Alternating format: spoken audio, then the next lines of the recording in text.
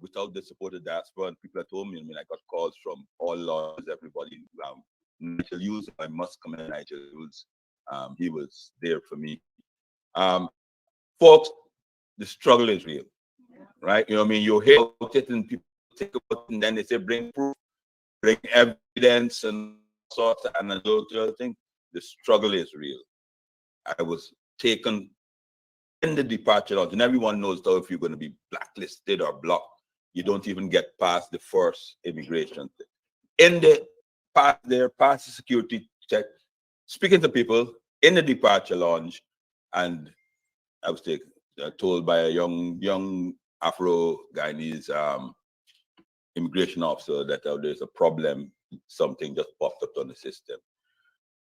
The point that I'm telling you is that what the persons that they're using to carry out these mischiefs are persons very low, junior ranks. Before I left last night, before I left on Tuesday night, I called the junior ranks and said, oh, here's what's going to happen. They're going to blame you. Take precautions. And exactly that is what they did. Right? They set out some SOPs and some person refused, so made a mistake and those things like that. It is deliberate. So I want to thank each and every one of you here at home in Guyana. You know, I mean, I got calls. I mean, I want to thank the independent media in Guyana. I mean, by the time I got home, they were at my house and they did a sit-down interview without the pressure. Folks, don't be deceived. Don't be thinking that this is a regime that you can sit down and reason with. Don't be thinking that you know what I mean, that you are we are, because there is a, Rick Ford, you know, you will probably get it. There is a modus, the person in the diaspora around where who's saying that we're too soft, their hands. We should be the ones that are holding out the olive branch in the name of democracy and moving forward. But you can't sit at a table with nobody who doesn't respect you. You can't sit at a table and tell somebody who goes out of their way to subjugate you and to keep you under. If they would like to meet us and speak, they come as equals. No other way. And without support from people like you, ladies and gentlemen, and those listening, that can't happen. So stay strong. Thank you very much. Thanks, David, and thanks for the support. And I want to reiterate that the government does not have respect for the opposition, and they don't have respect for the Black population. And it is shameful, and I'm going to call names, that Onish Waldron, I mean, my family, you Todd, my friend, Juan Jill, Palori Joe Hamilton, who I work with at Congress Place. I'm not even calling the criminal name. The minister of whatever you call it in the office of the prime minister. That is not a person. But all of these people sit down in the government, and the Afro-Guyanese community is supposed to be their constituency, and said nothing. Mark who? I'm not even calling his name. Well, he's the prime minister, Mark Finn. These are Afro-Guyanese who see our people being discriminated against. And rather than stand up, rather than act like we are their Afro-Guyanese in the country are their constituents, they strip themselves of their Black identity and stay quiet because they know if they talk up, they'll be kicked out of the party by the tin cup dictator. And I know he has a press conference at 2 o'clock today. And I know that press conference is to curse me out. But I want to say a message today. I am coming after you too, toe-to-toe. And when we go to Capitol Hill, one of the things we will ask for is for Barrett Jagdale to be sanctioned under U.S. law. Why you are quiet? One of the objectives of this conference is for the illegal vice president of Guyana. As far as I'm concerned, he is ineligible to be vice president. Where's senior counsel? How come you all haven't challenged this man's appointment? The Constitution is very clear. If you're not eligible to be president, you can't be prime minister. They observe that. You notice whenever the prime minister and the president is out of the country, the vice president don't act as president. One of the ministers act as president. That's an acknowledgement that they know that he cannot be president or vice president. So if the Constitution says that someone who is ineligible to be president is ineligible to be prime minister, the doctrine follows that if you're ineligible to be prime minister, you're ineligible to be vice president.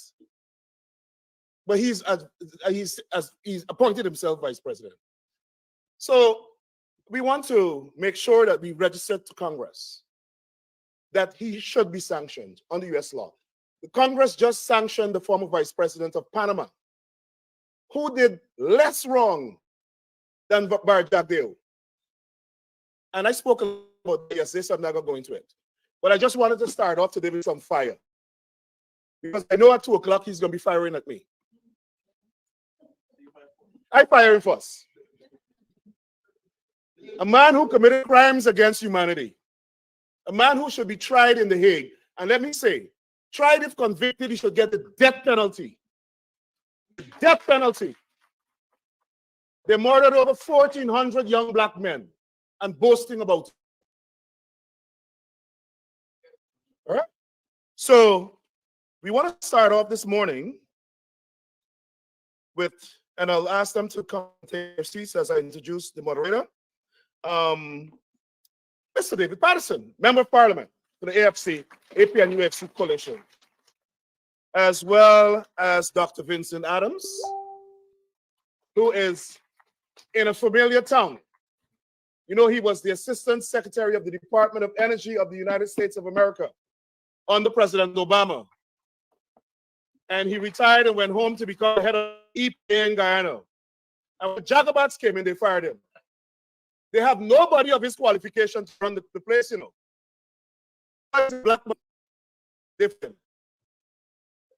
And like I said, Guyana, we don't observe your culture. You guys don't talk about race. We in America, we talk about race. Hey, we talk about race right here. We have laws to protect people that look like us, me, from discrimination in this country. And I'm thinking we may soon need laws in Guyana for the same thing. We're not a minority in Guyana, but we have to protect ourselves. So let me introduce the moderator for today. Her name is Melanie Headley. She's an attorney at law. She's a board member of CGID, and she's from Victoria. Victoria in the house. Melanie.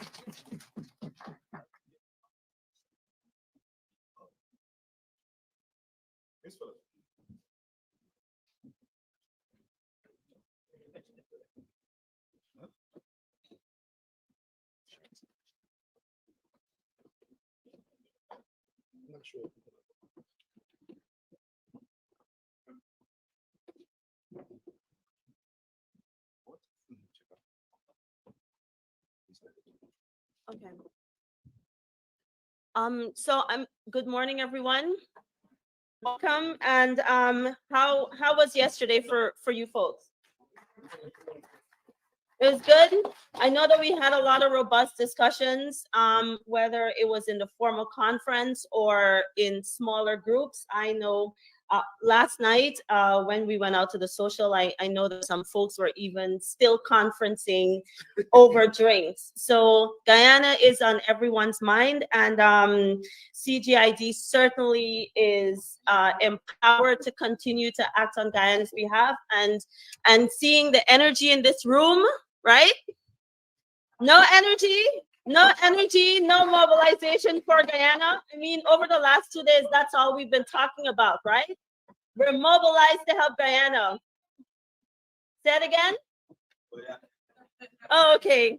Our hecklers, but all right. So before we begin with our panelists, I'm just going to ask us all to stand as the national anthem is being played.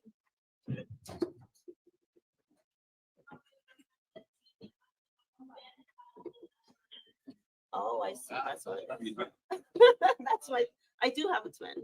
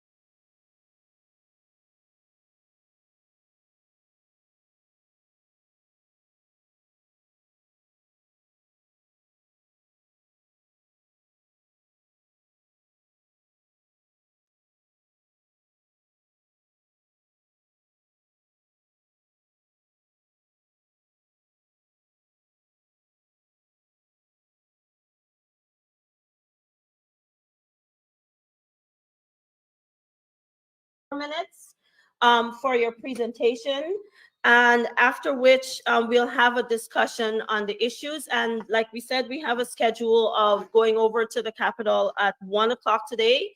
So we want to ensure that we have as much of a discussion as possible. So I just ask us all to respect the time limits. And I know that you all see that they started setting up for lunch, so we're just gonna push through during lunch. So while the discussions are happening, just try not to talk with food in your mouth. But while the discussions are happening, we're gonna have lunch in a short while. Okay. So I am going to ask us to start with Dr. Vincent Adams. 4 minutes. Thank you and good morning. Is it morning or time went by? I did the executive thing and I asked myself, why are we here? And I know for sure, and I'm trying to answer the question, we would not have been here had we have one people as being proclaimed by the government. We would not have been here without oil. We are now the new big kids on the block, and we're catching the attention of the entire world. Um, had we not have any oil, nobody would have been paying attention to us. You know, because of the machinations of this government, what has happened here is that the oil is now it's like a lubricant to a serious earthquake. And earthquakes don't happen suddenly. It grinds away, and earthquakes occurs when you've got just two massive plates of just massive rocks that is below the earth, way below the earth, and it's grind. There's a fracture, and it moves very slowly. And you could call those, the situation that we have here now, race and class. And it moves very slowly, it's gradual, you don't detect it. However, when it erupts, it will be heard in Washington. We're hearing the tremors right now. We're feeling the tremors. That is why we're here, so that we can try to quench those tremors so we don't get into the case of an earthquake. I was never a good history student, but I can recall vividly when I was just a 12-year-old, the era from 1962 to 1964. I remember distinctly, but I don't know how many people were here, but there was something called, it was triggered by the Calder budget.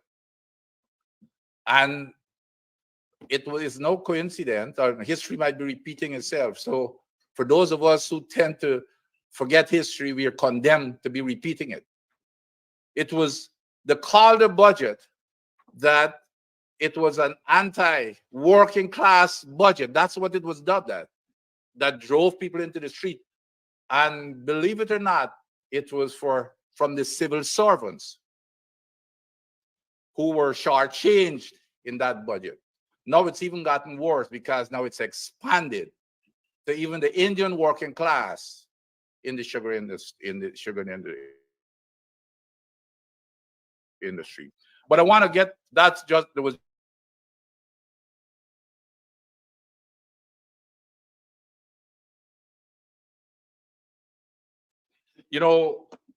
working in the U.S. government. At least I had the opportunity to see what a democracy really is. And the pillars of a democracy are: one, to follow the rule of law, and two, to have strong institutions. And those are the things that have collapsed since this new government has taken over. And I'm going to go through just a few things that I'm sure you're well aware of. Up to recently, we had the scandal with the 14 billion going to the 3 billion, the 214 million going to the 3. We've got mistreatment, believe it or not, mistreatment of Guyanese on the FPSOs, meaning the ships. Guyanese are eating leftovers from the, and this here it's not coming from me. This is GAU's complaints. And as we know, GAU is a PPP union. Workers, they've got to eat leftovers. Their salaries or their wages are much lower than foreign workers. So those, we've got insurance.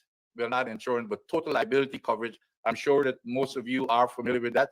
Where if we have a spill, there's no coverage right now for that to clean up that spill, which could bankrupt not only Guyana but the entire Caribbean. So if you want a geopolitical issue, that's what's going to cause. Even Venezuela, it will wash the entire coast of Venezuela.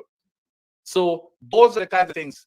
Dumping of water, injecting the water into the river, dumping it in the ocean. They themselves are admitting it's killing out all the fish and the shrimp and the eggs for the fish. It's damaging to the economy in terms of the farmers. It will wash away the entire economy of the Caribbean. So those are the kinds of things, and I can go on and on because there are several. But the point is, this government is allowing them to do that. When the previous government were in place, we had all of those guardrails that I just went over there. There were supposed to be no flaring in the atmosphere. But Exxon, which is a surrogate, by the way, of the United States of America, and everything they do, it's going to be a reflection of the values of American. Those are the kinds of things we need to let the legislators understand. That Exxon knows, they know what is the right thing to do. They know what are these standards. However, they're out there doing these type of things. And, you know, the government is really allowing them to do it. And they're breaking the laws. And they're not following the rule of law. And our institutions are completely destroyed since the coming of this government.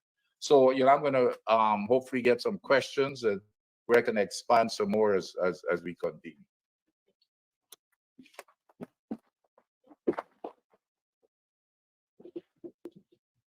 Honorable David Patterson, thank you so much, sir, for your presentation. And we'll have some time for questions for the presenters after the second presenter. Mr. Patterson. Thank you very much, and thank you for having me. Thank you for bailing me out. Thank you. And then it's always a pleasure to share a stage with Vince, who I'll take 20 seconds to say how he told me he was a national cricketer. I have checked every volume of Google, and I haven't found a single representation. But we'll speak about that later. I love Londoners. Huh? They support each other in tin and tick. Ladies and gentlemen, Guyana has been blessed with the discovery of oil offshore in 2015. Everyone, home and abroad, should be extremely grateful for this new revenue stream, because it came at a time when our traditional revenue earning industries, namely gold, sugar, bauxite, timber, were either in complete decline, as sugar, after years of mismanagement, or were being affected by the global market challenges. There's this gold, you know, the price of gold fluctuates.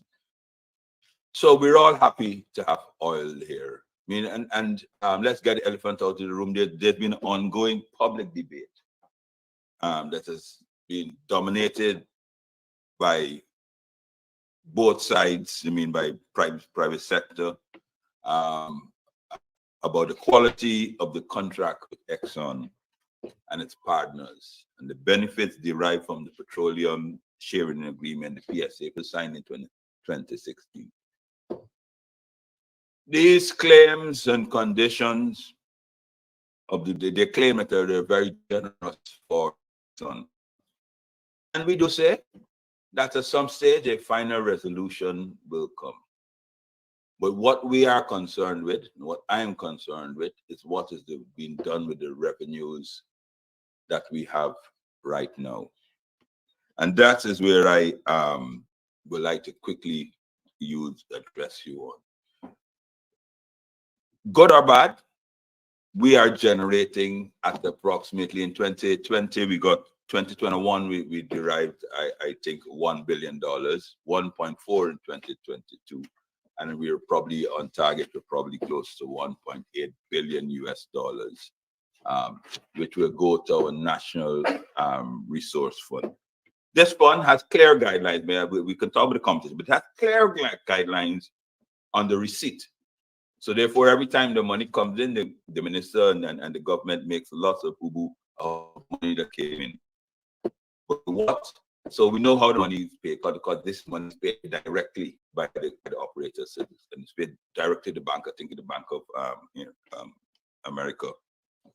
What is opaque is this expenditure of these funds when withdrawn. All attempts by the parliamentary opposition, to amend our laws to ensure that there's a bit more transparency, accountability by legislation has been voted down by the government, all by a one majority. This is just about 5,000 votes. So 5,000 votes, more than the combined opposition, they have determined how to use and how to spend this revenue stream. More than 50 proposals, or 50 or more proposals, we have put in on the petroleum activities bill, the local content bill, and they have voted them all down. So therefore, whenever anybody is telling you about inclusionary and discussion and those things like that, please remember that. Knowing time is going and we can elaborate, I just want to say this here. So with the revenues there, we have poor institutions which are currently incapable of managing the oil revenue. Our human resource capacities are deficient. With all the money we're getting, there was recently an IDB report which said that 50% of our population is skipping a meal and living below the poverty line. Public servant wages have not increased in line with cost of living. Inflation is at an all-time low. There's no monetary or fiscal measures to buffer this rise. Yes, that rising cost of living. In other words, what we do have, we have a lot of money. We are getting lots of money. We are squandering it. What the government is doing is saying it out that they're doing infrastructure. The IDB, and I say this in closing to tell you this, so we can go into it. The IDB about 10 years ago made a statement that the easiest way to have a corrupt practice and to siphon off money is through infrastructure projects. Easiest way, and they calculated it at that time at 16%. They did a study I think in Africa, but I think in Guyana we've bettered it. The PPP have perfected it. They are in the 30%. So that is what they're doing. So my discussion today I would like to have a discussion on how we can actually work together to ensure that the revenues derived from oil and gas is shared equitably among everyone. Thank you very much.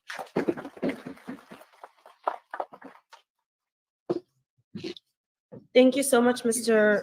Patterson, MP. We're just going to add one individual who is going to address us. He is Mr. Alson Lowe. He's the economic advisor to the opposition leader. So, Mr. Lowe, just come and make your remarks. And the same time limits apply. Yeah.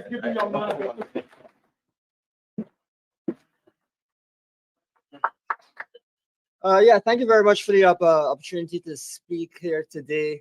Obviously, I'm speaking on short notice, so we'll see how I do.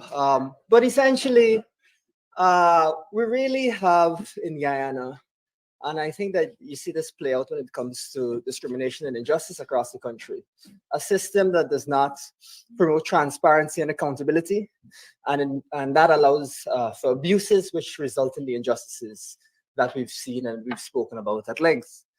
Sadly, that culture of lack of accountability, culture of corruption, culture of domination and discrimination has played out in the oil industry over the past few years in many ways and across many issues.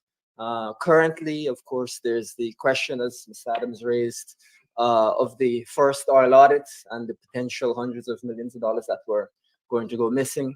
But that is just the latest in a long string of really a lack of transparent governance that we've noticed in that oil industry. And over the course of the last year or so, we in the opposition have really had to prevent multiple crises in the oil industry by raising issues and by ensuring that the government is held accountable.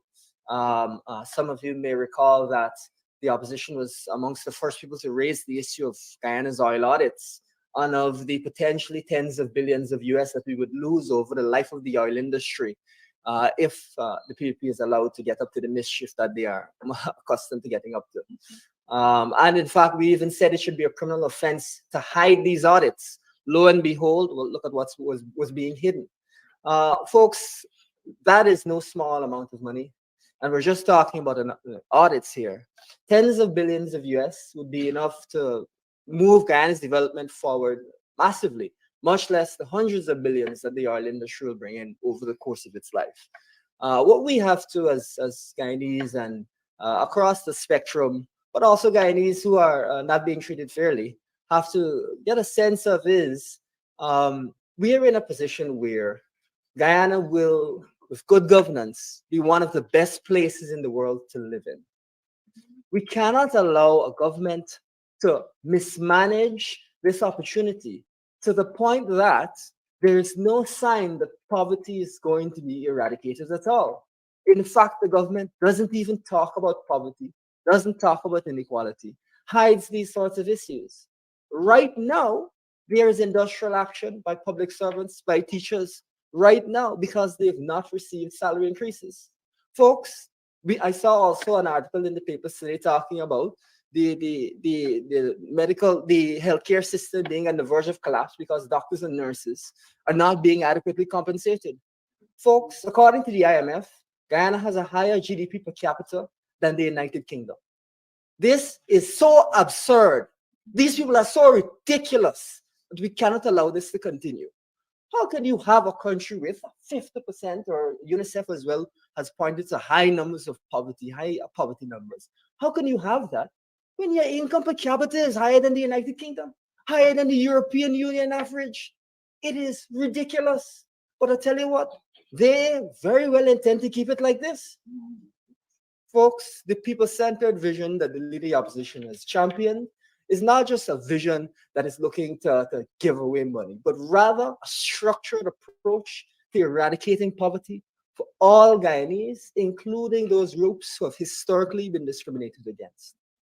I would say also that it would be remiss of me, as of course MP Patterson spoke about the way that we use these resources. You know, I myself looked at procurement over a prolonged period, and the percentages, first of all, Afro-Guyanese are disproportionately not awarded procurement contracts, but American Guyanese, in fact, you know, there's almost no procurement that they receive. Now, when we talk about millions of dollars, when we talk about huge revenues, you know, a significant portion of the filter procurement system. The hundreds of billions of dollars, and we are to receive a just share of those payment contracts. And American Guyanese will receive almost none. In fact, statistics show that poverty is greatest in the American community, especially in rural areas. And so what I say all this to say that the government is serious about allowing poverty to remain in Guyana. It's taking no efforts to deal with it. And we must raise these issues and address them. And so, folks, on the one hand, we have a rosy potential future. We have revenues available. But on the other hand, we have a government that is creating a situation of desperation in a country of plenty. And on that note, I thank you very much.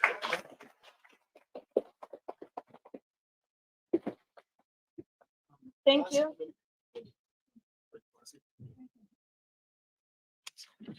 Okay, thank you so much, Dr. Adams, Mr. Patterson, and Mr. Lowe. We will take questions, and I am going to start off the questioning. Now, Sorry, just some housekeeping for capital security. How many people here would be going on the tour? Sorry. Okay, so remember, they have a limited capacity. Only some of us will be able to go into the meeting, but the others, they want to take on a tour of the Senate and the House. So we would like everybody to go. So those who are not going to go, just raise your hands. 2. All right, 3, 4. All right, so somebody give me the numbers, please, of, can somebody from CGI get the numbers and the names of everybody? Yeah. Thanks. All right. Helen, do you want to get the list started? Okay. Yes. All right. Thank you. Thank you so much to our presenters. Like I said, we will take questions. I'm gonna start off the questioning because I know that we talked a lot about this newfound wealth that we have, and it can be very lucrative for the Guyanese population. Of course, you know, in our presentations, we are talking about inequitable distribution of the resources so far. So I have to say, I visited Aruba recently, and even though like some folks call it like the Dutch disease or whatever it is, I hardly saw evidence of poverty, right? I asked about it, and the local gentleman who was driving me around, he said, well, everybody received a fair opportunity to get grants or loans in order to build properties. So almost everyone is a homeowner, as based on what he said. I don't know how true it is, but that's what I was told. But like I said, I hardly saw any shacks or whatever it is. So in terms of Guyana, I read an article about, by Mr. Nigel Hines some time ago where he talked about reaching across the table and the opposition forming some kind of relationship with the leading party to try to figure out how to remedy the issues that we're talking about now. So that's my question for, I guess it's mostly directed to you, sir. And you know, just to give us a little bit of an idea of how you can foster the kind of relationship to address the issues that we're talking about, because it's not just about what we say or what we know the problems are or the problems that we're angry about. We want to know exactly what your plans are to implement some of the suggestions that we're doing here today. So that's the first question, and someone's going to come around the mic after Mr. Patterson or the other panelists address that. Is this working? No, you can stay here. I think it's working. It's working. Yeah. Very, very good question. And I want to start off by saying that we, at least I really do share your idea that everybody should benefit. I'm sure that could benefit. I'm start off looking at the natural resource is supposed to have been that our starting point. And our natural resource fund, sovereign wealth fund is what you may know of it, where all the money goes in, and you have clear guidelines for how it and on what it can be spent, but also the oversight body will be comprised of every single region. Something that we have made a bit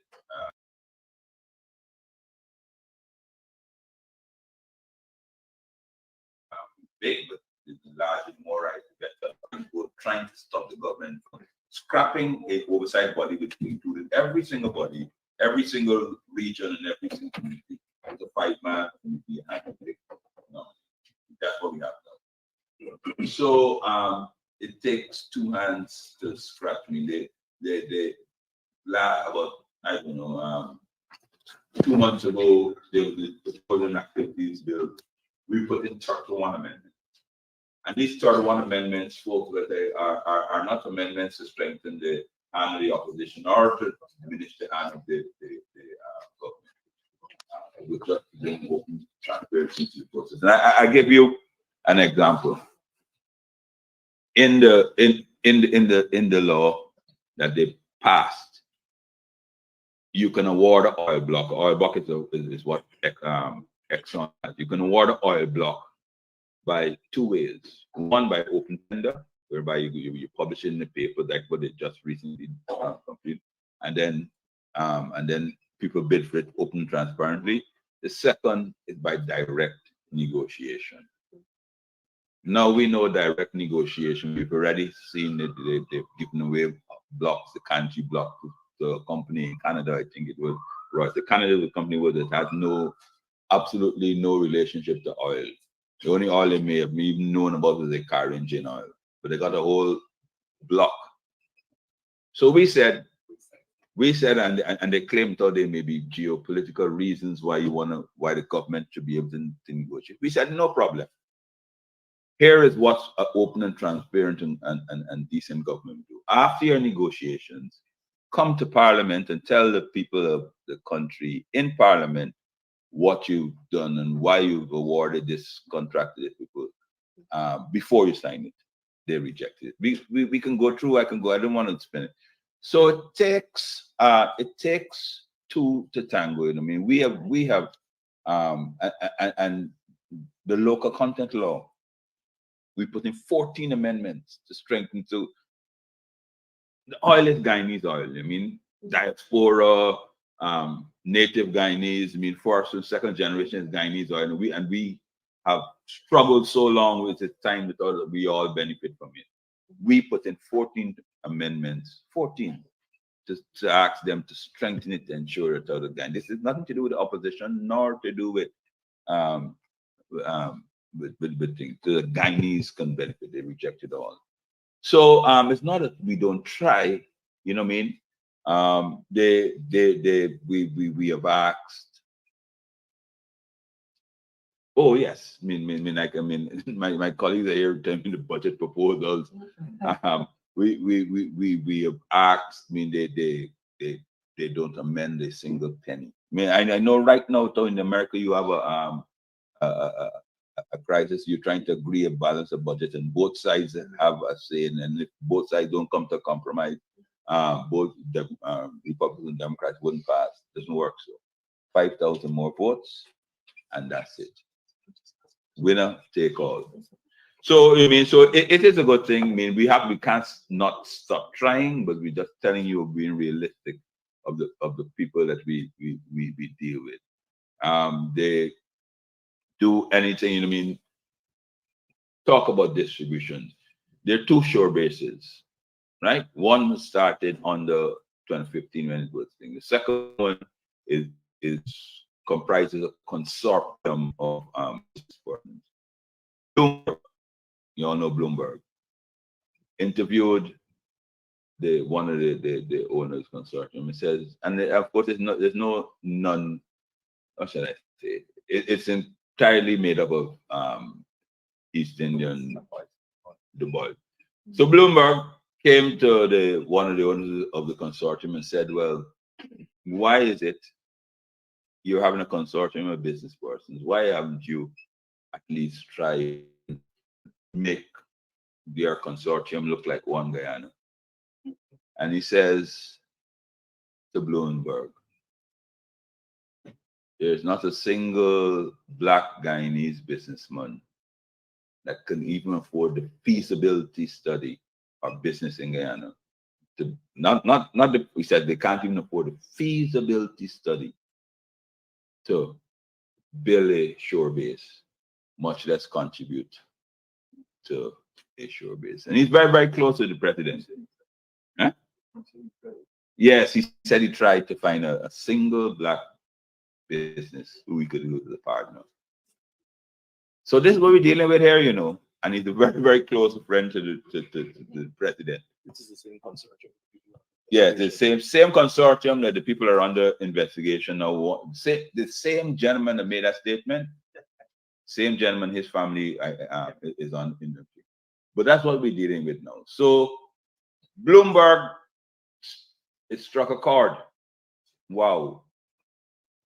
You have a country that whatever percentage you want to ascribe to how many Blacks, Indians, and those things like that. But it can't be more than 6 or 7% differential. Yet, a businessman in the 21st century, in 2022, can say that there's not a single Black business, and it does not strike a chord with the government. I don't want to, I'm a politician, I could talk more. This is very close to me, very, very close to me, because I would like to even get an opportunity to speak on, let us talk about infrastructure projects. January 1, moderator, give me 1 minute more, but I want persons on some we're dealing with here. On January 1, 2021, You had companies that were scrap metal dealers. You had companies that were spare parts dealers. You had companies that racing car drivers. You had companies that this is January 1, 2021. I'm talking about 2 years ago. You had companies that their primary business was pageant promoters, fashion shows. By December 31st, 2021, and then just submitted the scrap metal dealers. Not just scrap iron, you know, I mean, I remember in America, I want rock into cool, crazy. I want to lose my audience here. Scrap metal dealer had over $20 million worth of contract instructed. All his only qualification is that he used to pick up iron. The race car driver around in a race car are about the same. The spare parts, and not even one, is two spare parts. One, he was famous, he has spare parts, and he sell used cars. He building 2 schools, 3 schools in Guyana right now. They got a fellow that same thing. I had trucks and so building. The fashion show holder, he got building a school and those things like that.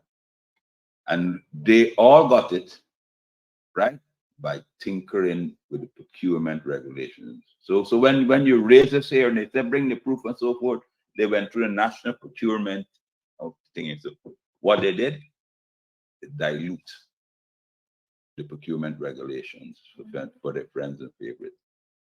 So the race car driver and the scrapper metal man, you know, I mean, when the traditional black contractors, they say you have to have 3 years of similar experience and this financial, this and this and this. When they give these guys, you know, I mean, the building road say, oh, all you need is financial capacity. You don't need that experience. And then the barrel jack, they forget up and said that same thing, exact same thing with what the guy that built the shore base. We're a shortage of contractors, and we give the people that had the money and the capabilities that we thought to do it. That, ladies and gentlemen, right? I saw something about somebody said, oh, they want give you facts in it. That is a livelihood, indisputable, like a word like the uncontestable facts. And that is what challenges we're facing. So we can be decent, we can put on and be the Christians that we all were taught to be and we all continue to practice, and we can turn the other cheek. We can sit down and hope that at some point in time, someone will come to save us. But no, we have to. And that's why I'm so glad to be this conference. That's why I went through everything to come here, just to say this to y'all. You know what I mean? Right? And if we don't get up and get cat, eat with dinner. Correct. Thank you. Let me add. I just wanted to highlight something David said. First of all, Bar Jagdeo, the vice president, acknowledged 2 weeks ago at one of his famous press conferences that there's no black person with an oil block. Black company, black-owned company, nothing. He was forced to acknowledge that.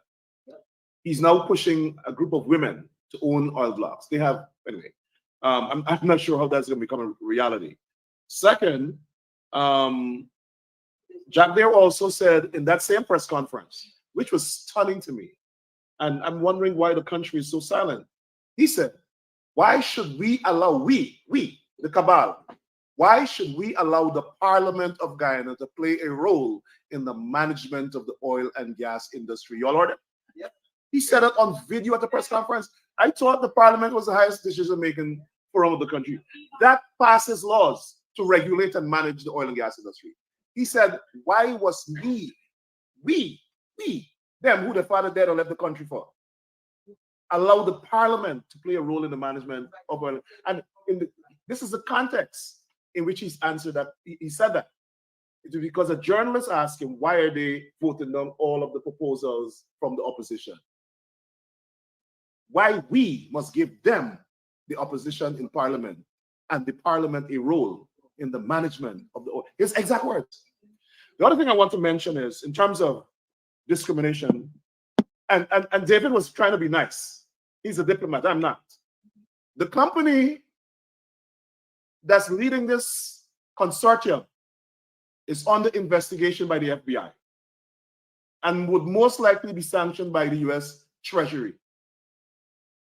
The second thing I want to mention at this forum in Washington is that I did some research and found that Exxon is funding some political activities of the government. And the CEO of Exxon must answer that question.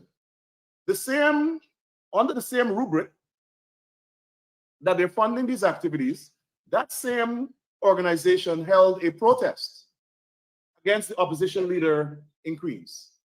And my question to the Exxon management, did you fund that protest too against the opposition? You must answer that question.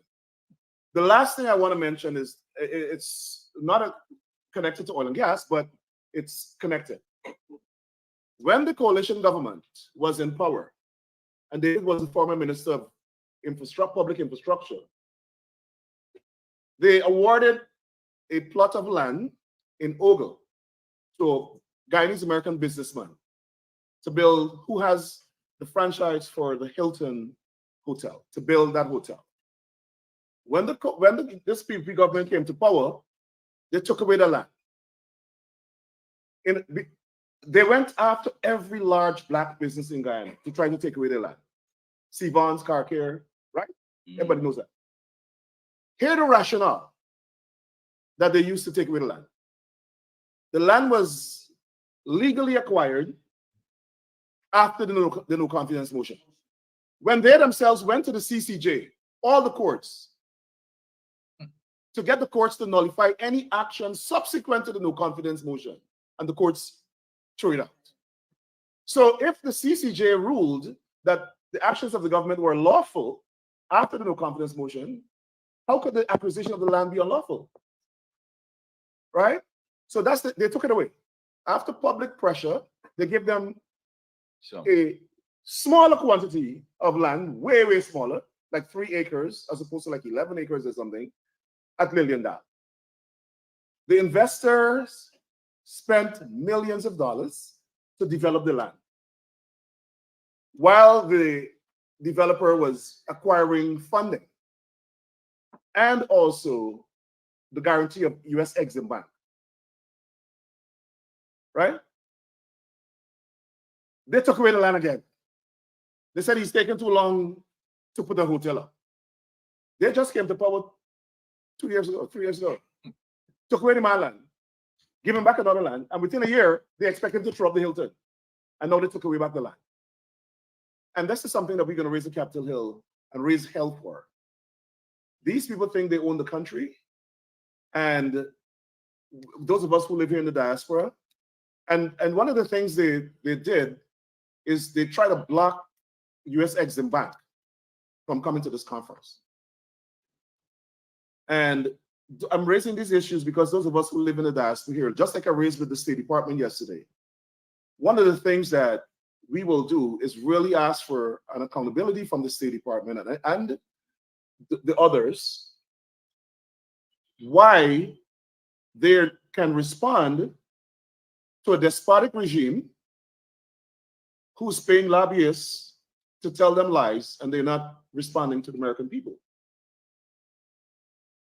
And the Biden-Harris administration will have to explain to us in the swing states why they are responding to a government who actively campaigned against President Biden. The PPP government actively interfered in the politics, campaigned against President Biden, told their supporters to vote for Trump. And now we have bureaucrats in the State Department who are backing them, in bed with them. You have a US ambassador who went to the home of a man who's under investigation by the FBI, the Justice Department, for funding terrorism, namely Hezbollah, money laundering, drug trafficking, and the U.S. ambassador went to his home for lunch and said it was a bathroom break. Gold smuggling. And these are allegations, right? But I don't understand how a U.S. ambassador could go to the house of somebody who's on the no-fly list for terrorism and still be an ambassador. This is the same ambassador who was telling the courts how to rule for the elections. And the leader of the Democratic Party in Congress called for her to resign, and the Biden administration didn't respond. So all of these things we'll raise when we go to Congress. And as far as I'm concerned, the disrespect that the PUP government is showing to half of the population, the State Department is joining them in doing it. I said yesterday, the Assistant Secretary of State blatantly lied. Blatantly lied. He told an audience at the Inter-American Dialogue that Irfan Ali is so incredible that he won every single district in the country in the last elections. This is what the assistant, it's embarrassing to the United States for an Assistant Secretary of State to be repeating that sort of nonsense when they lost every major town in the country. So I'm not sure if the State Department is now consuming propaganda from lobbyists, or they're getting reports from the embassy on the ground. We got to figure out how this works.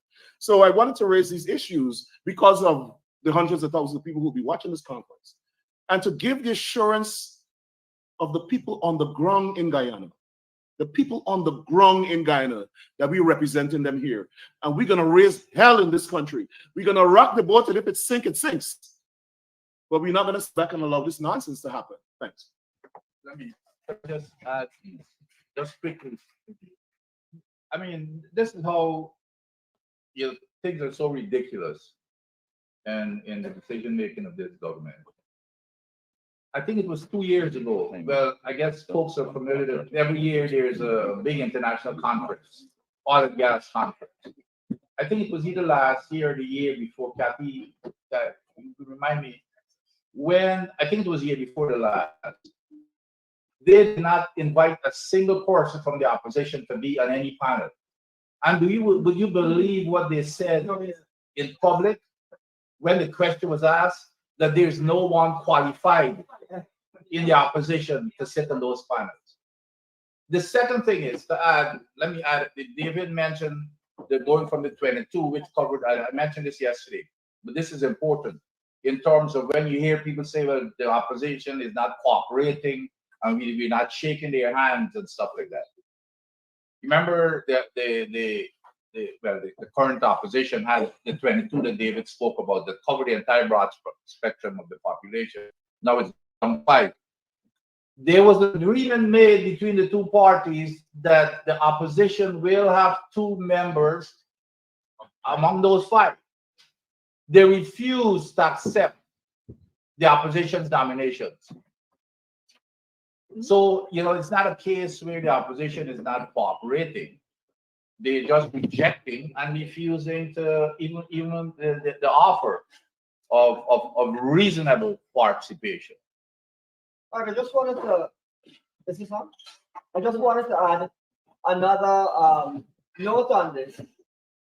One of the problems we've got in politics in Guyana is that things that should not be controversial are controversial.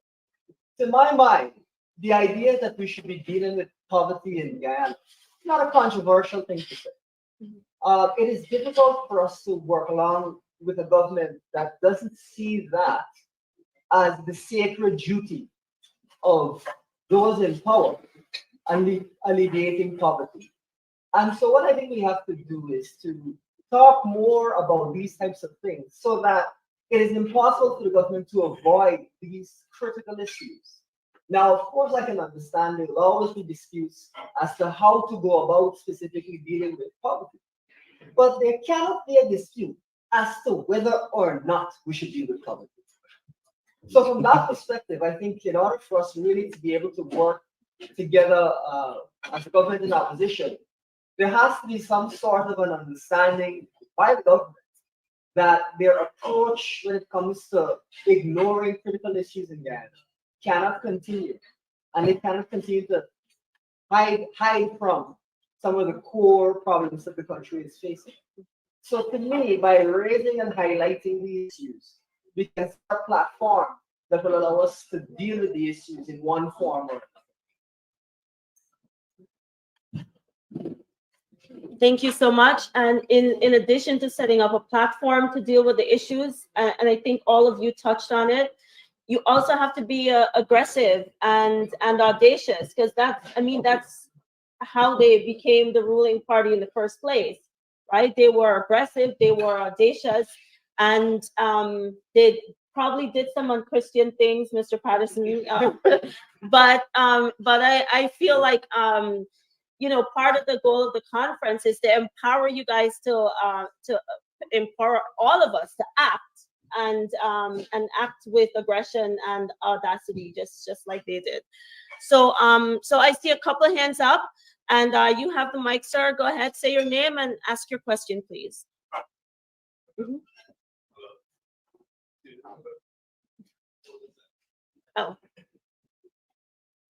Oh, I see. Oh, we have two microphones. Mm-hmm.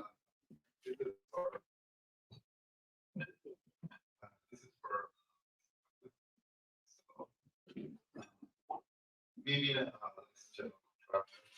excellent profession.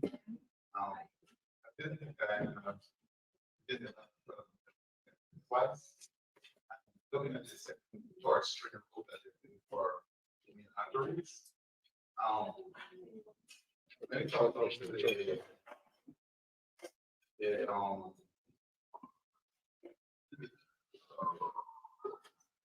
they do propose for that they're proposed. How do you guys see that highway working with the limited space we have, the fact that we have open water treatment system, and the way we get spoiled apart? How do you propose that highway if you wasn't got a government, when you get in government? Do you see it feasible to get forward the highway and that area? Thank you. Thank you, Mr. Morgan. Excellent questions, and those excellent questions. And I'm glad that you noticed the third quality set the road. Look, Morgan, sorry, I'm thinking so. Nothing should happen in Guyana without a whole transportation infrastructure plan. Right? We had one. But typical and in Guyana, and it's not only a plan to show you where it's going, it's allowing the country persons like yourself to know what's going to happen and what's happening in the future. These guys have money and they don't know how to spend the money. So they come up with these half-baked ideas without any plans. And exactly what you're talking about, the East Bank embankment, that would be another flop. But of course, you will hear it cost $44 billion, right? And then obviously it'll take 4 years and we're gonna lose track of it, right? And all the money will disappear. And I can tell you that they just announced. They were just one day you'd wake up and you hear that how they're doing a transformation road from nowhere at all. It's not linked to anything, just like you're saying. And another issue which I feel dearly of, and I do hope a lot of people, the lack of investment in our capital city.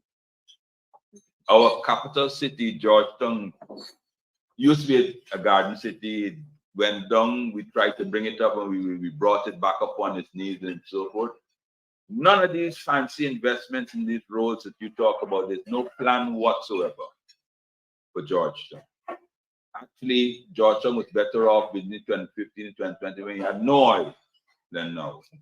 And there's only one reason, and folks that come in and say that they're enthralled and with what's happening in Guyana. And when they jump on, they see this, they see a zombie bird, and see a jaguar and those things like that. Take a look at the heart of Georgetown. Take a look at the traditional wars. I mean, they went to all boys town and move everybody, Pontren Dam and those things like that, and build something there. And they flood the whole place. Because exactly what you say, Morgan. They didn't think about it. Call one of their friends, one of the scrap metal friends built it as well. Huh? That where was it? Where is it? Independence Boulevard. Scrap. One of the same people I told, they built it. When the heart of Georgetown, won by the constituency, by the opposition since it was established. And they carry a man that was a scrap metal mill and a spare parts dealer 2 years ago to build that. And what they did, they just put it in the middle, cut off the 2 areas, no drainage, and it's now a swimming pool. No plan. But they have no respect for you. No respect for us. Oh yes. I almost forgot. Folks. Sharon has a counterpart. For the most views, right? Sharon does In the Ring, and a fella does the Joker Show. And on top of this, and when he finished doing the Joker Show, he interviewed the VPs, but he also had one of the largest construction companies. Well, yeah, you know the company. So he has one of the largest. So in 2021 January, I use that as the hallmark. He was a joker and a TV clown. In 2023, multi-billionaire contractor. That's what we're dealing with, you know. And they don't see the. And you know what? They give the patent, and this is the disrespect that people have to. They give the patent person, the people that have the whole patent shows, a contract 400 million, 2 million US to build a school in Birmingham, heart of the opposition stronghold, a primary school for our students to go and study. They frighten Babu John and so forth because every building collapsing and kill their children. In the heart of the opposition stronghold, they give the pageant holder a contract. So yes, Mr. Morgan, right? It is without a plan, without a overarching plan, it is just throwing good money over bad project.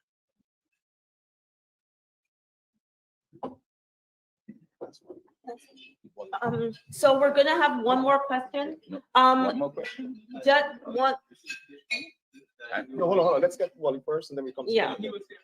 No. I have a reason why I'm here. We can come. Yeah, and just so you know, there's a paper coming around. If you have not already done so, please ensure that your name is on the list for those who will be taking the tour of the Capitol. All right, so go ahead, please. Say your name and ask the question. Okay. Right. Thank you very much. My name is Wally. 2 things. First, there's a fascination on my part because I sit here in Nigeria, America, and I see this history that we seem to be sharing, and it's like deja vu because Nigeria has oil since 1958, and we've been through this struggle whereby the oil majors in a certain segment, and then the people suffer. I'm sure that you've seen it several times in the news. There's an area in Nigeria called the Niger Delta, where the majority of the oil come from. And so we went through this. But now, in the last 2-3 years, because of all the lawsuits that have been filed against the oil majors, a lot of them have left the coastal areas or the land areas where there was oil and gone deep offshore. So now those oil blocks of the coastal areas of the land have been turned over to Nigerians to run. I'm wondering if there's a study of that history in Guyana to begin to form strategies in which to deal with this transaction. Because first and foremost, oil is big business. Especially deep offshore, like those are locked. And so therefore, initially, the investment are going to. So just owning a lot of I can't say to me owning a lot of law is not because I think the law, you push the law to say that develop that money. Then you will see some traction because those people will have gotten the money of the finance, the finance. But in the second instance, I believe that if you begin to look at what the other did with Shell, and they are suing on Shell. Shell is almost selling all its assets because of the liability issue that we have to how it's operating.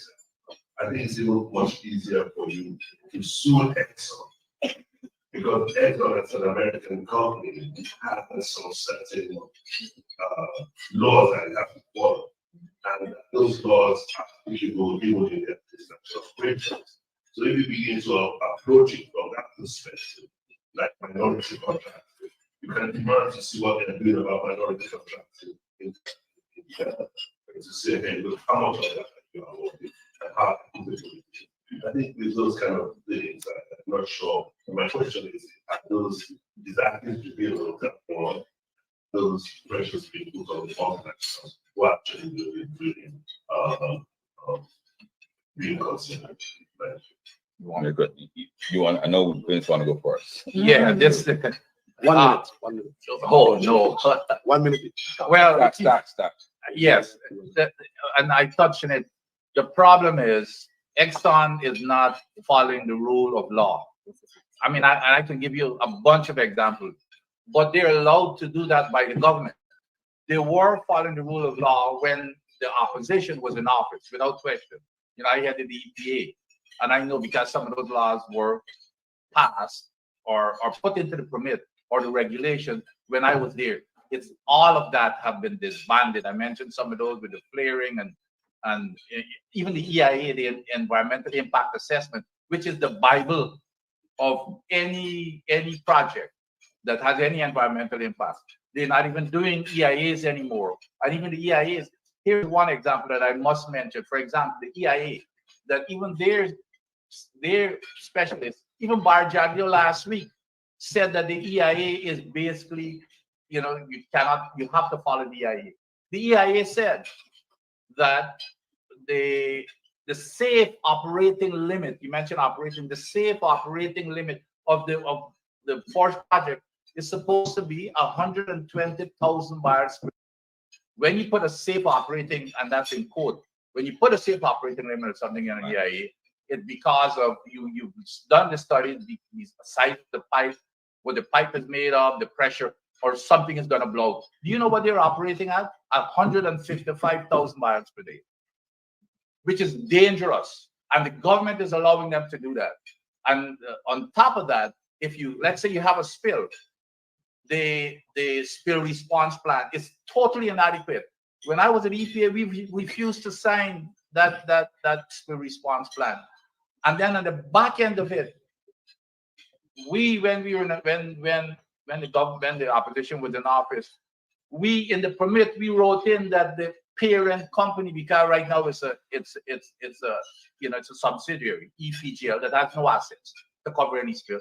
We said the parent company has to carry all liabilities over and beyond insurance. They're refusing to do that. As a matter of fact, they went to court, and the government sided with them to appeal the decision in the court. The judge went along with the opposition, when we were there, to say, yeah, this language is plain vanilla. It says the parent company has to cover everything over and above. Yep. The government appealed it with Exxon.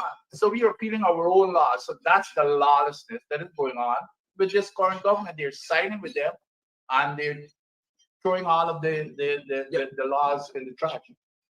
But you're right. Several cases have been brought from various things, on different aspects of the whole tax issue. Several cases have been brought. Is here. He's involved in too. But what the government has now done, right, is labeled to the PR company and probably to the measurement. Every person that has opposed how they handle oil and bring a case they've labeled them as busybodies and started telling people that they're against development and those things like that. You know, what I mean? Started using their own media against them.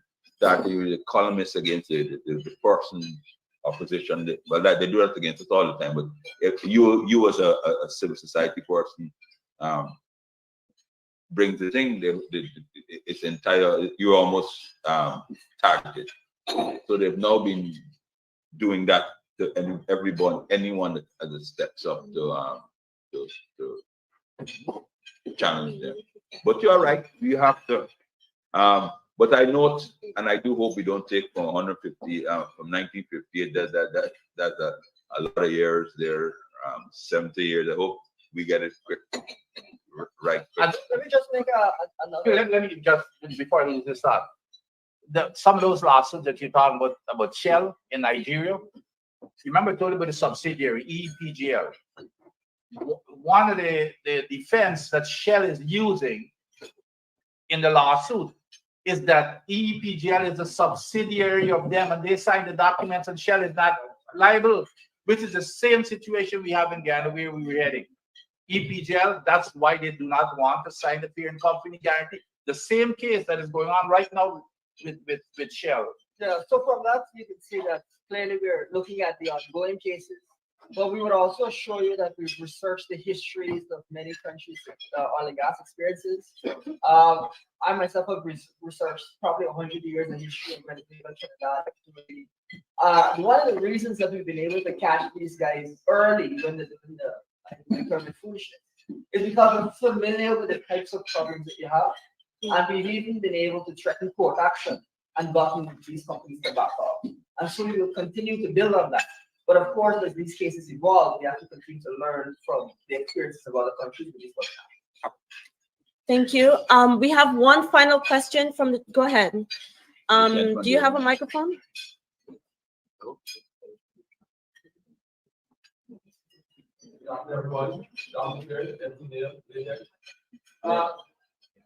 I'm here to listen not to speak about religion, which is the largest constituency of, or one of the largest constituencies of Africa.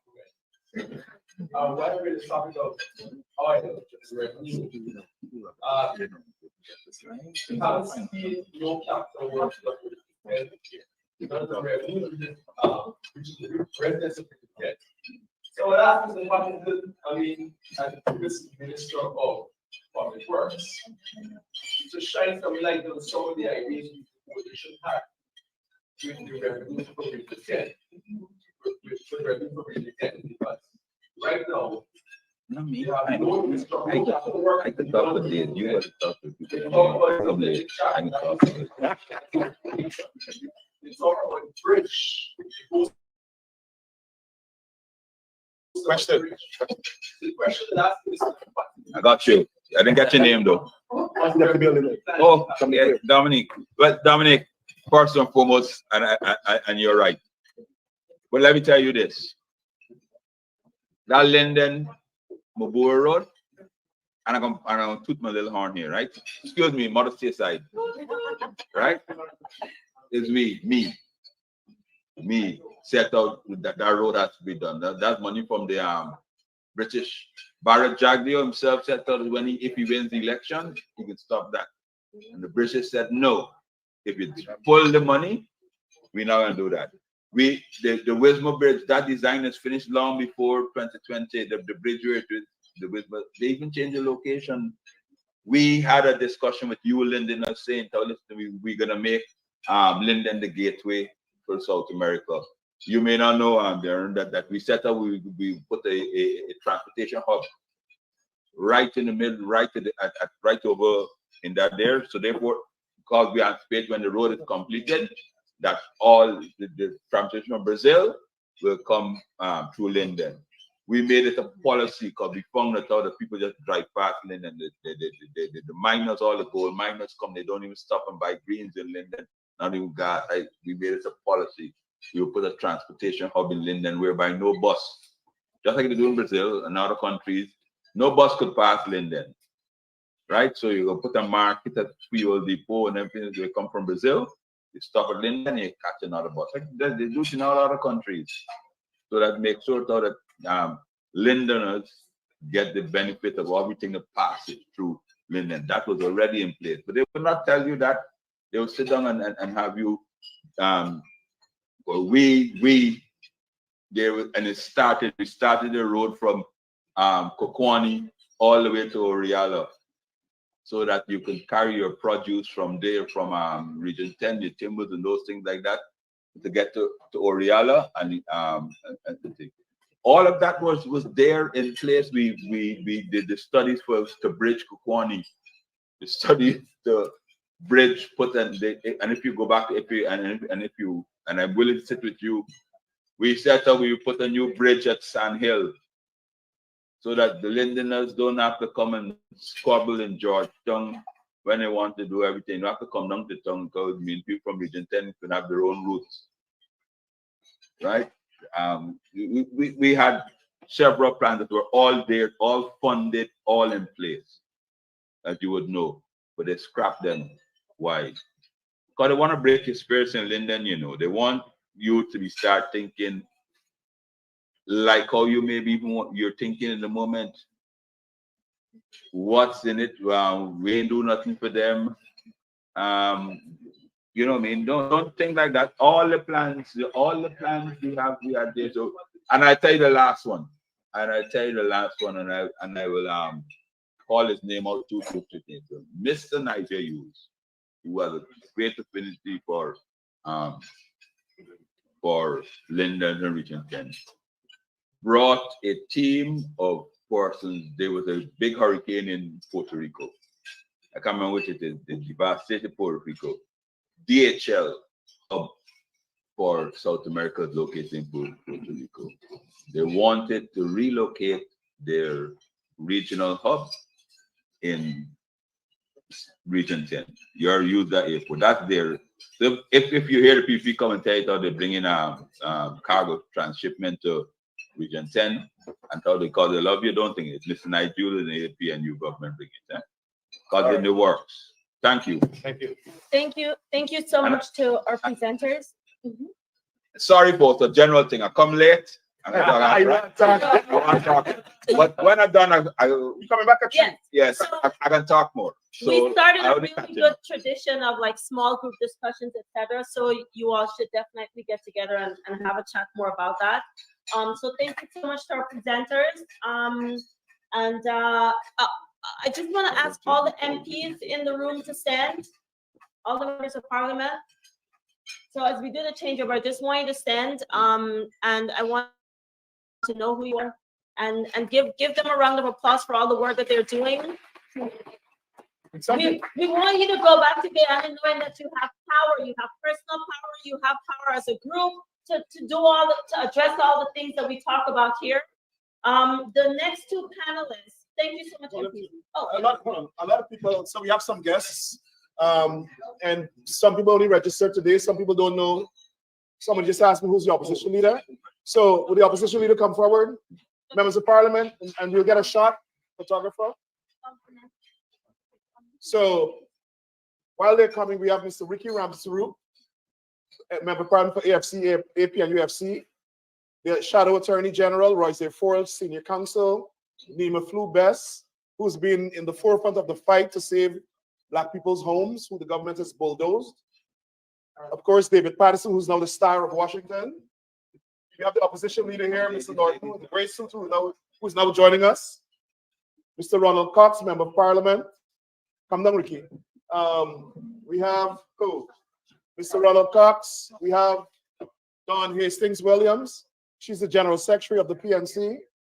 Kathy Hughes, who's the chairman of the AFC. Sherrod Duncan, where's Sherrod? Sherrod Duncan, who is the vice chairman, right? General Secretary of the AFC. And Amanza Walton, the Shadow Minister of Foreign Affairs, who's a member of parliament for the AP and UFC. So Sherrod Duncan, Ricky Ramsgroup, Royce A. Ford, Nima Flu-Bess, Opposition Leader Aubrey Norton, Ronald Cox, Dawn Hastings, Kathy Hughes, David Patterson, and Amanza Walton Desir. Give them a round of applause. We also have another elected official here from Guyana, the Deputy Mayor of Linden. Come here. You asking all these questions about Linden, you should have the plan. He's a New Yorker, but he went home and ran for office and he won deputy mayor of Linden. Okay. So he is Dominic, come to the other side. The deputy mayor of the second largest town in Guyana. Hold on, let me come in this photograph.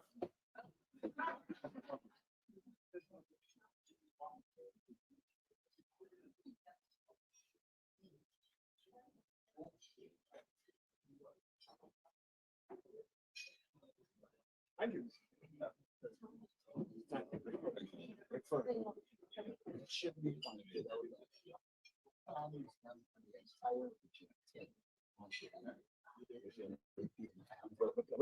Yeah. Oh, okay. But we gotta catch it. All right. So I want to especially introduce two people. And the reason I asked these two people to come talk to us today is because one of them is from Jamaica. All right? You all hear me? One of them is from Jamaica, which means that we're establishing our link to the CARICOM, but our brothers and sisters in the CARICOM. And second, one is from Nigeria, and we are establishing our connections to Africa. So, Wale, come forward. Oh, no. We're not sorry. We get into you after. So we will break at 1 and go to the capital and come back for 3, and then we'll be here from 3 to 6. So the panel now is not, it's not Wale, is Amanza. Oh, what? Yeah. She's already here. Yeah. And Dr. Rosalita Hamilton. Rosalia Hamilton, she is Professor Dr. Rosalia Hamilton, LLB, PhD, so she's a lawyer. She is the director of the Institute of Law and Economics, and she's a distinguished scholar at the P.J. Patterson Institute for Africa-Caribbean Advocacy. Moderator.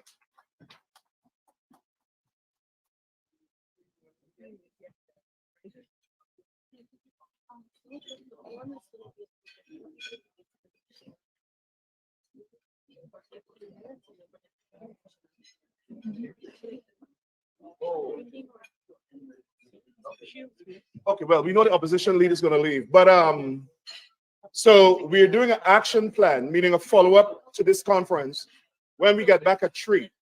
So we're asking people not to leave. All right, I know the opposition leader has to leave, but we're asking people from the diaspora not to leave. We go to the capital for 2 hours and come back. Okay, and by the way, if you have not put your name on the list, please ensure that raise your hand right now if your name is not on the list of folks who are going to be touring the Capitol. So take note and please just bring the list over to them, okay? So we're going to allow Dr. Hamilton to begin and to come to the podium and to address you. Some of the same time constraints still apply, but you have 15 minutes to go through. Both of you actually have 15 minutes to go through your presentation, and then we're gonna have a discussion afterwards. Okay? All right. Thank you so much. No, not 15 minutes each. 15 minutes total. Thank you all so much for inviting me here. It's indeed a pleasure to be here. I've been asked to talk about the power of advocacy in achieving good governance. And I really want to start by just laying this simple idea that for democracy to work, citizens cannot be passive observers, right? So we want to start there. We can't, this is not an observation game. We have to be active participants. And I think linked to that active that are owners of our country. Yeah, we're not just tenants or squatters, right? In fact, I had the opportunity over the past 3 years in Jamaica, a few years ago. and I spoke to over 2,000 Jamaicans. And I would say less than 1% in those forums felt that they own Jamaica. It belonged to somebody else. It's a key idea, and I see that as important if we're going to tackle this matter of advocacy, citizen advocacy. Now, it is an important component of governance. Citizen advocacy, I think, can be conceived as part of our civic responsibility, where citizens have a voice in having a say in the decisions that ultimately affect them directly. And so it is that activism, it is that voice that is important to shape accountability, influence decisions, and ultimately work towards the kind of society that we want. And so those ideas are good ideas. We know them, we're familiar with democracy and accountability and so on. But I want to spend a few minutes just reflecting on what it means to us in the Caribbean. What does good governance mean to us and this idea of being active? So we have to move away from this idea that we're tenants or squatters in our country. And where did this come from? Our history. We have this shared history. We may have some differences today, but we have a shared history. And that history of colonial domination is a history that made us all feel like tenants and squatters in our own land. It belongs to somebody else, and the responsibility of governance is in the hands of somebody else. So I think once we have that mind shift, we begin to go down this road of advocacy. You know, 86 years ago, in 1937, Marcus Garvey made this point. We must emancipate ourselves from mental slavery. Amen. 86 years today, we're still grappling with what does that mean? What does it mean to emancipate ourselves? I think it's linked to this self-confidence that's required to tackle these problems. We have to really believe that we have the answers and we don't have to rely on someone else. In fact, in his own words, he said, if you have no confidence in yourself, you're twice defeated in the race of life. Those were Marcus Garvey's words. And as I stand here in Washington, I was struck by the words of John Lewis, because in his own experience of fighting that good fight, he understood that this struggle to shape a society that is democratic, that is fair, that is just, is not a struggle for a day, a week, a month, or a year. It's a struggle of a lifetime. This is not a quick fix. And he says, never, ever be afraid to make some noise, to get into good trouble. And he talked about necessary trouble. And that necessary trouble, I suggest, is what is required to build inclusive democracy. Agreed. Now, the second point I want to make is this idea of what is this responsibility of ownership for our country. You know, the concepts of good government are quite opaque.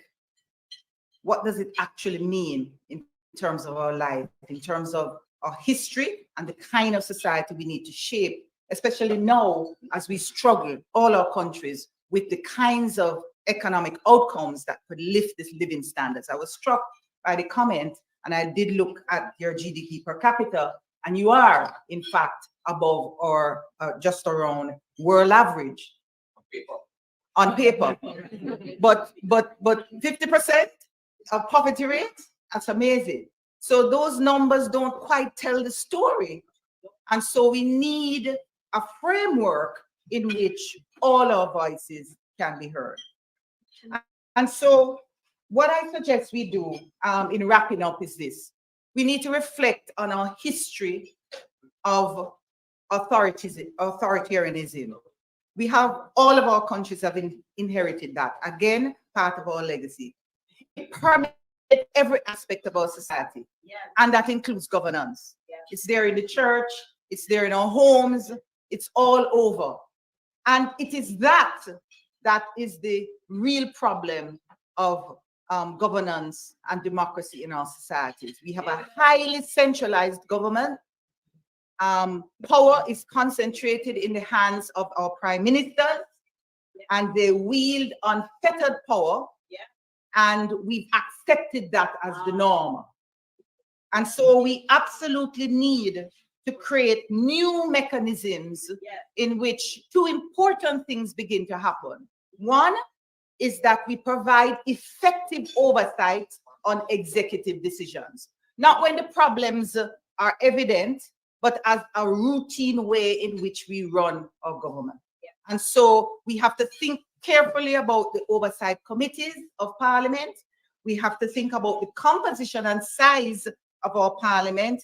We have to think about the extent to which we can have inclusive oversight on these decisions that ultimately lead to corruption and abuse. On the other hand, we have to find mechanisms where our voices can be heard. Amen. And here we have to look at the constitutional provisions with respect to, for example, rights to petition, so that we have a say in the parliamentary arrangements. So we can literally go to Parliament, have whole hearings, and say, this is our view. It's an important forum for information sharing, so that we're not just being shaped by the perspectives of a few or even the technical decisions of our civil service, but that the experiential perspectives of the people of our countries help to shape decisions. So we have to think about it through those terms. We have to put things like participatory budgeting in place, where we have a say on how our money is spent. That's an absolute right. It's our money, and we ought to have mechanisms in which we can have a say. And at local levels, we have to talk about restructuring local government, etc. The final analysis, we need a governance framework that underpins the economic reality that can lift our standard of living for all. So it's not just about good governance, but it's also about economic development. Let me end on this note, that for us to get to this, it's not going to happen overnight. We ultimately need an active, informed citizen engagement. Amen. Advocacy is key, and we have to see this as part of our civic responsibility. And it's when we do that, it's when we emancipate ourselves from mental slavery. It's when we get up, stand up, and fight for our rights that will not only achieve good governance, but we will transform our economies and our society. Thank you very much. Exactly. And I love that message, because it's a note on personal power. Okay, you got the power, you got the power. All the MPs are empowered. So hopefully you remember that, emancipate yourselves from mental slavery. So we're gonna ask our MP to respond. No, we want to hear from you. We want to hear from you. Can one of the wait staff please help me? My shoe is stuck in the floorboard here. So that's what you're telling me. Yeah. Thank you and good afternoon, everyone. See some of the hazards of us women having to wear heels. They get stuck in open spaces. Thank you so much. I'll take 3 minutes because we're heading to the Capitol almost immediately. But I'll not repeat a lot of what was said by Professor, but just to say to us that in the Guyana context, a lot of this governance framework exists. The problem is that you have a government that refuses to honor that. And so the question is, what do we do next? And this is where advocacy comes about, because one of the things that we must note about advocacy is that it is a deliberate process. Yes. Very often we think that it is just about us getting up to stand up to speak up for rights. It is that, and it is more. It is the communication of a specific message to achieve a specific objective. It therefore means that it's very, very important that from the outset we define what the message is. Yeah. Yeah. And so what is our message is what we have to determine. And once we determine that, you craft a strategy for advocacy. You know, one of the eternal controversies that we have as parliamentarians, and my colleagues here will bear me out, is that we're told Parliament is a waste of time. Do not go. And let me tell you, it's extremely frustrating because we will come with some of the most positive amendments, the most positive recommendations, and the government will simply use their one seat and say, forget it. But I always point out to people that it's very, very important that we understand that we operate in representational politics. And us not showing up means that we are not representing the people who elected us to represent them. And so until they require of us not to go, we have a duty to be there and to record our objections and to record our observations, because these are recorded in the Hansard for posterity. And so the parliamentary level, I think, is the ultimate, most formal institution for advocacy. However, there are, or it should be, it is intended to be. The other point that I want to make is the confluence of influence. The struggle has to be multifaceted. And I want to make that clear. There is no one front on which this battle is to be fought. It has to be fought on all fronts. And so we as the parliamentary opposition, we have a role to play in Parliament. This is why they call us parliamentarians. That is not to say that extra parliamentary activity is not also something that we need to engage in. We need to engage in it. And I want to take us back very quickly to all of these successful struggles that we've had in Guyana. And what you would have seen is that it was a hand-in-glove operation of the churches, labor, right? Those of you who remember the days that we marched with Desmond Hoy, they were active. See, somebody remembers it. But there was active participation across a wide cross-section, civil society, and all of this. And so as we continue to advocate, what we have to ensure that we do is that we activate all of these sectors. Yeah. It cannot be left up to 31 MPs in the National Assembly. Labor has to be activated. It means that those people who draw fat salaries and union dues at the end of the month must begin to stand up and advocate as well. And once that struggle starts, we take that into the National Assembly, but it has to be a collective effort. And so that is what I wanted to leave us with. And as we continue to advocate, let us remember that no one message is more important than the other, or no one messenger is more important than the other. Sometimes we get wounded by friendly fire more than we do enemy fire, and that has to stop. Yeah. Yeah. Can you repeat that? I have to repeat that. Sometimes we get wounded more from friendly fire than we do enemy fire. And so my admonition to us today is to figure out where you function best and function there to the fullest of your capacity. Understanding that like a body, everybody will not be the head, everybody will not be the face. We need feet, we need hands, we need toes, we need fingers. But together, each part does its part and we move as a whole. So I wanted to say that as we look at advocacy, that we begin to craft the message, understanding that advocacy is deliberate, it's not accidental, and it doesn't just come into place, even though it may seem that way. It's always from a core that is deliberate. And I want to leave us with what Frederick Douglass said. If there is no struggle, there is no progress. power concedes nothing without a demand being placed on it. It never did, and it never will. Thank you.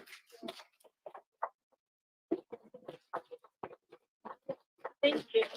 Thank you. Yeah. Thank you. All right. No. All right. So when we get back, we'll resume this panel. We have to go. So this is what we'll do. To the Capitol. Mr. Bassett, I think you're included in the meeting. So the people identified for the meeting, if you can go right downstairs, there are 3 cars out there waiting for us. The others, we'll call Ubers. If you guys have Uber, we can't arrange a big vehicle. They're not going to allow us to do that. So all who have